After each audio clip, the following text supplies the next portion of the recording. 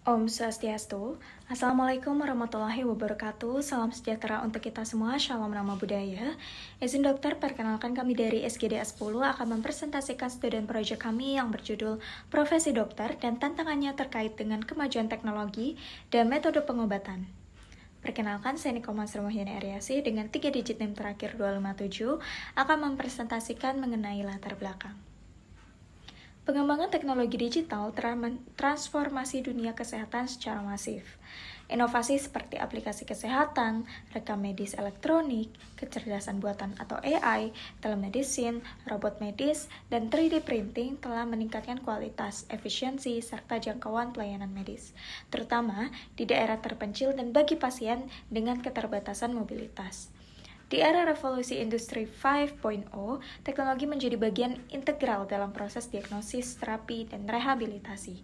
Melampaui sekedar alat bantu misalnya AI, mampu memproses big data medis untuk deteksi dini penyakit dan analisis pencitraan, 3D printing mencetak organ buatan, dan prostetik custom, robotik membantu dalam pembedahan dengan presisi tinggi.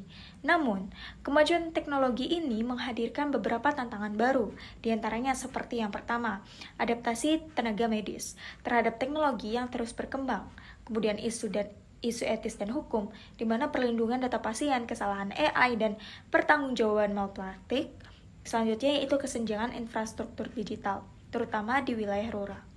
Kemudian, standar dan regulasi yang belum sepenuhnya siap. Meskipun Undang-Undang Kesehatan 2023 dan Fatwa Etik MKEK telah disahkan, dokter masa kini dituntut untuk bertransformasi menjadi profesional digital, yang tidak hanya piawai secara klinis, namun juga melek teknologi, paham etika, sadar hukum, dan mampu menjalin kolaborasi lintas disiplin. Tanpa kesiapan ini, kemajuan teknologi justru bisa menjadi sumber risiko baru dalam praktik kedokteran. Oleh karena itu, tantangan profesi dokter di era teknologi tak hanya mencakup aspek teknis medis saja, tetapi juga kesiapan menghadapi perubahan paradigma.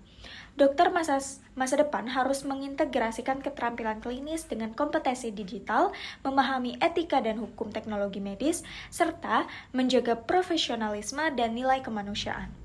Hal ini memerlukan dukungan dari institusi pendidikan, organisasi profesi, pemerintah, dan industri teknologi agar adaptasi berjalan optimal tanpa mengabaikan kualitas dan sisi humanis pelayanan kesehatan. Sekian dari saya, terima kasih. Ignatius Kosasi dengan 3 digit NIM terakhir 253. Untuk rumusan masalah, kelompok kami terdapat 3 rumusan masalah, yaitu yang pertama, bagaimana perubahan dalam dunia kedokteran terkait dengan kemajuan teknologi dan metode pengobatan. Yang kedua, bagaimana tantangan yang dihadapi dokter terkait dengan kemajuan teknologi dan metode pengobatan. Dan terakhir adalah bagaimana solusi dan adaptasi terkait dengan kemajuan teknologi dan metode pengobatan.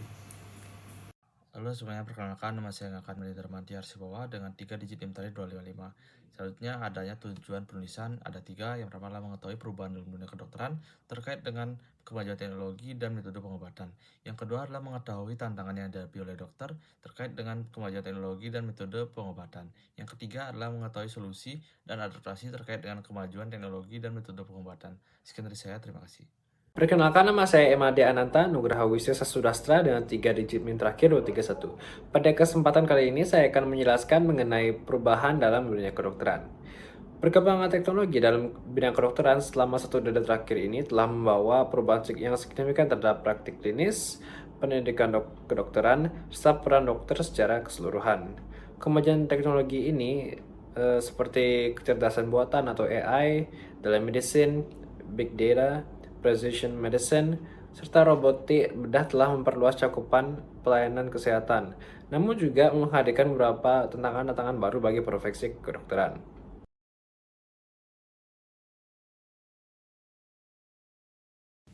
Sebelumnya perkenalkan, nama saya Nilo Putukuna Patritama dengan 3 digit NIM terakhir 235. Selanjutnya saya akan menjelaskan mengenai masalah etika dan keamanan data pasien. Jadi meskipun AI membawa manfaat besar dalam dunia medis seperti peningkatan akurasi diagnosis, penggunaannya juga menimbulkan risiko serius terhadap privasi dan keamanan data pasien. Data medis yang diproses AI sangat sensitif dan rentan bocor, terutama melalui rekam medis elektronik atau RME jika tidak dilindungi secara memadai. Selain itu, terdapat isu bias algoritma akibat data pelatihan yang tidak representatif yang dapat menimbulkan ketidakadilan dalam pelayanan kesehatan. Oleh karena itu, regulasi, transparansi algoritma, dan prinsip etika kedokteran seperti non-maleficence dan keadilan perlu diterapkan agar teknologi tetap berpihak pada pasien. Selanjutnya adalah berkurangnya interaksi langsung dengan pasien.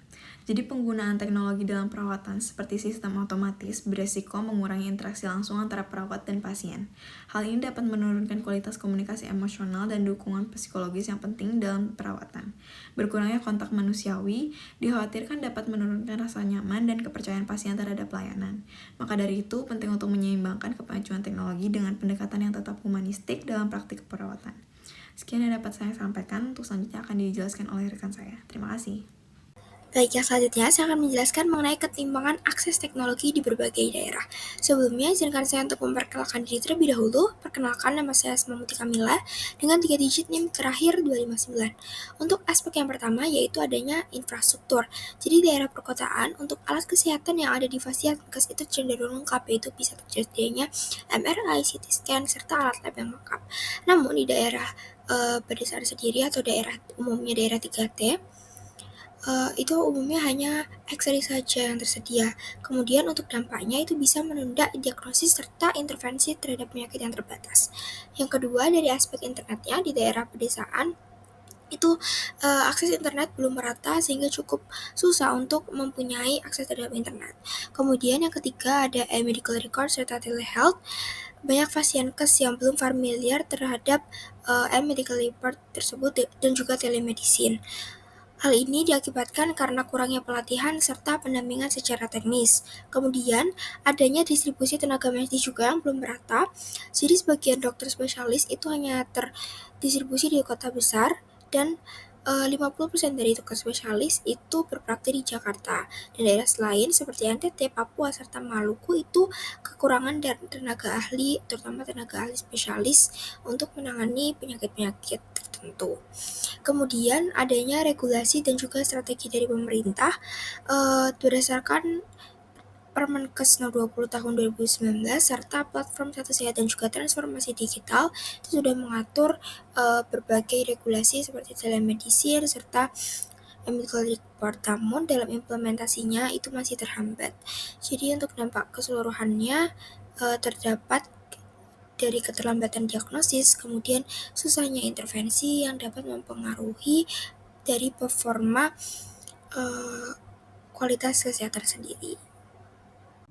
Baik, sebelumnya isi memperkenalkan diri, perkenalkan nama saya Devini Diskonola dengan 3 digit NIM terakhir 241. Di sini saya izin menjelaskan mengenai solusi dan juga adaptasi.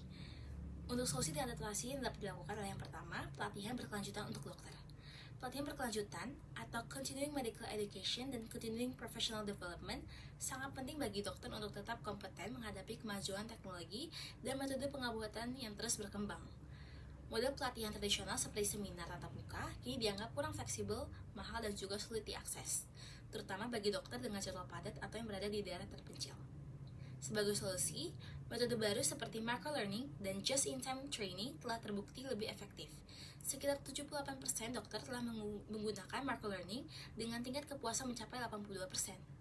Platform digital juga dinilai mudah diakses oleh 92% peserta, karena fleksibel dan dapat disesuaikan dengan kebutuhan dokter di lapangan. Selain itu, metode blended learning, yaitu gabungan antara sesi online dan tatap muka, terbukti sama efektifnya dengan pelatihan konvensional, bahkan lebih hemat biaya dan waktu. Teknologi simulasi seperti virtual reality semakin banyak digunakan karena mampu menciptakan lingkungan latihan yang aman dan realistis, khususnya untuk keterampilan prosedural. Agar pelatihan berkelanjutan berjalan optimal, diperlukan strategi seperti memperkuat infrastruktur digital, meningkatkan literasi teknologi di kalangan dokter, dan memberikan insentif seperti kredit CME. Evaluasi program pelatihan juga harus diperluas, tidak hanya fokus pada hasil akhir, tapi juga proses dan konteks pelaksanaannya. Selamat malam dokter, perkenalkan nama saya Rai Maesa Paramanana Sadio dengan 3 digit NIM terakhir saya 249. Jadi di sini saya akan menjelaskan terkait kolaborasi antara tenaga kesehatan dengan tenaga teknologi, di mana menurut saya itu uh, merupakan suatu kolaborasi yang sangat penting untuk dapat menciptakan layanan kesehatan yang efektif dan efisien. Lalu, profesional di bidang teknologi informasi itu dapat membantu mengelola data dari pasien, mendukung keputusan klinis, dan menerapkan teknologi seperti EHR, telemedicine, dan AI. Sinergi ini dapat mempercepat diagnosis, meningkatkan akurasi terapi, dan memperluas akses layanan, terutama di daerah terpencil. Namun, kurangnya pemahaman lintas disiplin dapat menghambat penerapan dari teknologi. Oleh karena itu, dibutuhkan pelatihan dan kerjasama lintas sektor untuk mendorong inovasi yang berfokus kepada pasien ini. Terima kasih. Halo semuanya, memperkenalkan nama saya Insilia Sandri Sujana dengan 3 digit NIM terakhir 244. Dan sebagai kesimpulan, kemajuan teknologi seperti AI dan telemedicine telah membawa perubahan besar dalam dunia kedokteran. Namun hal ini juga menimbulkan tantangan baru bagi dokter, mulai dari adaptasi teknologi, isu etika, hingga berkurangnya interaksi dengan pasien. Untuk menghadapinya, dokter perlu pelatihan berkelanjutan, kerjasama dengan ahli teknologi, serta menjaga etika dan empati agar layanan kesehatan tetap berkualitas dan manusiawi di era digital. Sekian dari saya, terima kasih. Sebelumnya, perkenalkan nama saya Rita Nursinan Rahayu dengan 3 digit terakhir saya 251. Jadi di sini saya akan menjelaskan mengenai saran dari penulisan student project. Jadi seiring berkembangnya teknologi di dunia kedokteran, dokter itu perlu untuk meningkatkan kemampuan digital agar siap menghadapi perubahan. Perlindungan data pasien dan juga aturan hukum harus diperjelas untuk menjaga kerjasama antara tenaga medis dan juga ahli teknologi penting agar inovasi dapat berjalan dengan baik. Pemerataan fasilitas digital di daerah perlu didorong, namun nilai kemanusiaan tetap harus dijaga dalam hubungan dokter dan pasien. Sekian dari presentasi Student Project SGDA 10. Terima kasih.